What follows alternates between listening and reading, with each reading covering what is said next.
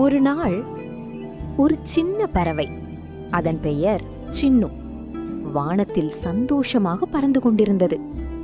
அப்போது திடீரென கருமேகங்கள் சூழ்ந்தது. மழையும் காற்றும் பலமாக வீச ஆரம்பித்தது.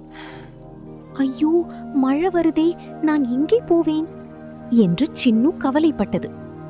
அப்போது ஒரு பெரிய மரத்தை பார்த்து அதன் கீழ் மழையில் நனையாமல் ஒதுங்கி நின்றது. சிறிது நேரத்தில் மழை நின்றது. வானத்தில் அழகான வானவில் தோன்றியது. அதை வியப்புடன் பார்த்த சின்னுவுக்கு அப்போதுதான் புரிந்தது, மழை வரவில்லை என்றால் இந்த அழகான வானவில்லை பார்த்திருக்க முடியாது. எனவே கஷ்டம் வந்தாலும் பயப்படக்கூடாது. அதற்கு பிறகு நல்ல விஷயம் காத்திருக்கும். இந்த கதை பிடிச்சிருந்தா லைக் பண்ணுங்க.